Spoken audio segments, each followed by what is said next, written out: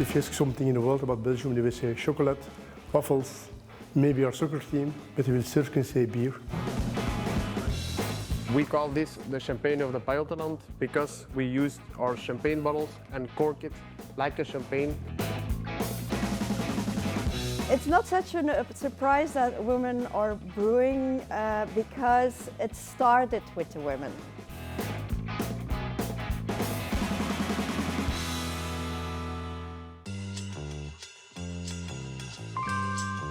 We are at in Brussels, La Grand Place, the great marketplace, and this is the house of the Brewers Guild. It's still in the Middle Ages, and now it's still the headquarters of Belgian Brewers Federation. It's the beating heart of Belgian beer culture. In Germany, you have the Reinheitsgebot. You can only use water, hop, malt, and yeast for the beer. There's only 4 ingredients. Okay, it's good. You can make a good beer with 4 ingredients, but Belgium is different. We use like fruit, we use spices, chocolate, whatever you can imagine. It's not poison. You will find it in a beer. We are occupied by every nation in Europe. We're occupied by the French, by the Germans, by the Spains, by the people from Austria, even by the Dutch people. And what we did, we always kept our own traditions, our own soul, but every nation that occupied Belgium brought something to Belgium. And when it was good, we stole it. And we integrate in our own cultures, also in our beers. So we have like a huge variety of beers.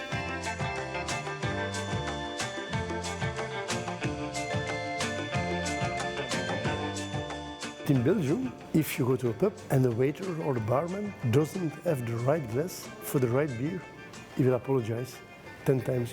Oh, I'm very sorry, but I don't have the right glass because they are in use or they are broken. Can I give you another glass? And then the client will say yes or no.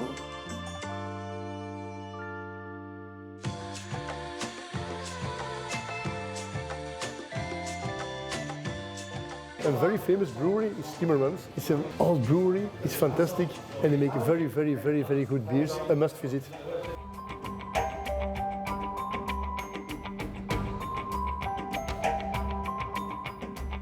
Timmermans started in 1702, started as a farm, cultivated their own grains and began to produce beers for themselves.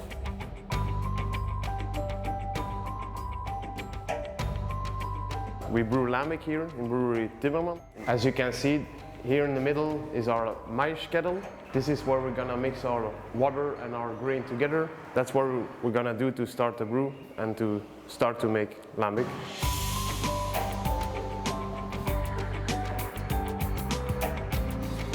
Production of lambic beer is done by using 60% malted barley and 40% raw wheat.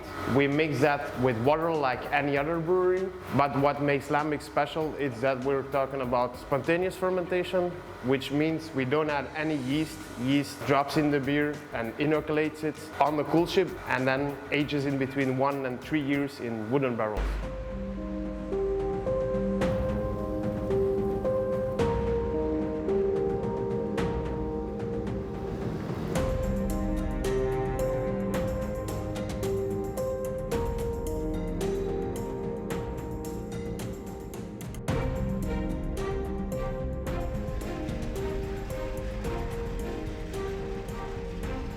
The machinery you see here in the whole brew hall is heritage. That means it's protected. We work with what we got. It looks like an old museum, but it's actually, as you can see, still functional.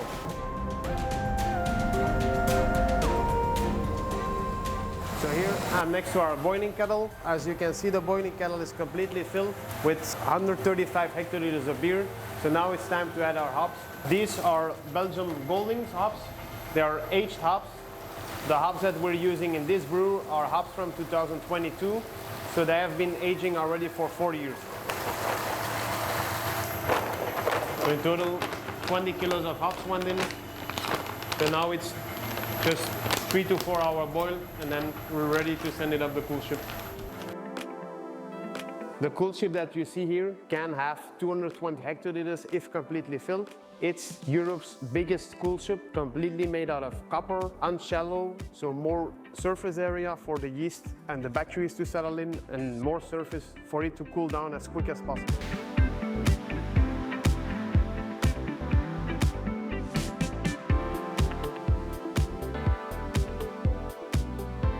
there's a brewing season attached to it. So that means we only brew from the end of September till May, when nights are cold, because we need those cold nights to cool down our beer naturally on the cool ship at night. So after the 3 to 4 hour boil, we'll put our beer, our wort, on top of the cool ship where it cools down till 22 degrees Celsius, and where it's there then inoculated with the wild yeast and bacteria. It's not only in the air that you get the wild yeast and the bacteria, but also in the barrels itself and in the building and in the structure of the roof itself. It's a combination of those things together that makes our lambic our lambic.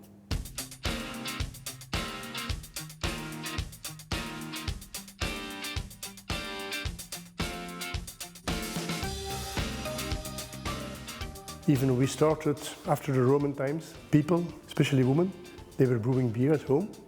Around 800, like with Charlemagne, the great emperor, there was like an industrial kind of beer production. And also in the monastery, the monks start to create a beer. At the time, there was no hop in the beer. Around 1400, more or less, hops was coming from the eastern of Europe, and hops was used to conserve the beer in the first place. And before we had hops, the beer was made with gruit, like a mix of several herbs and spices, just to conserve the beer. And gruit, you cannot make it yourself, you have to buy it with the gruit house, with like the person who has the license to produce and to sell gruit. It was a kind of form of taxation.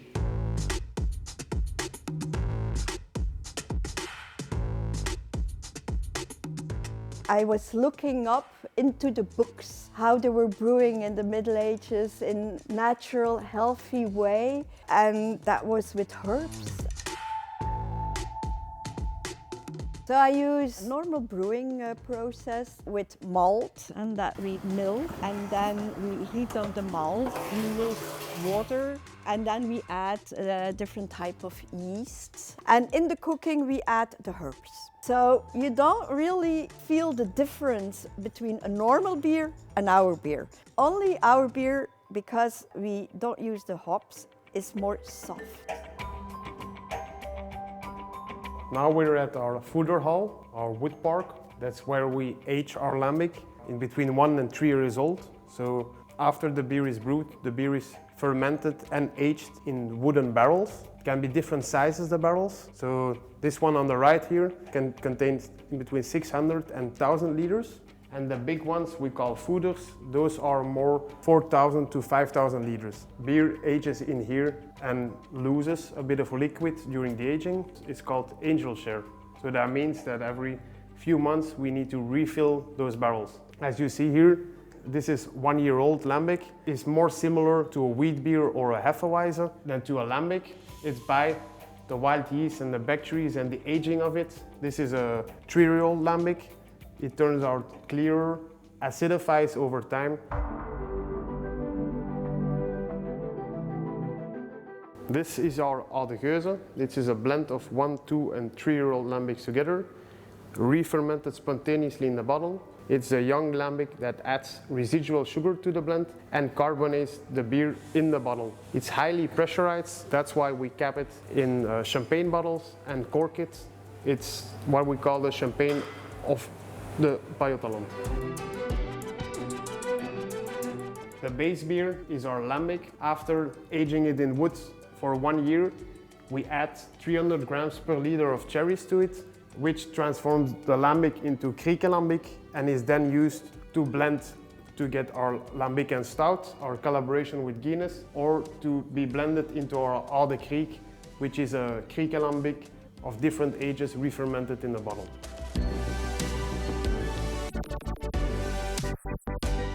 I just love it because I'm born and raised in Brussels. It's the beer of our people. I think we should protect it and keep on doing it and keep on loving it. Belgium is a typical beer country. It comes from our ancestors and we give it through.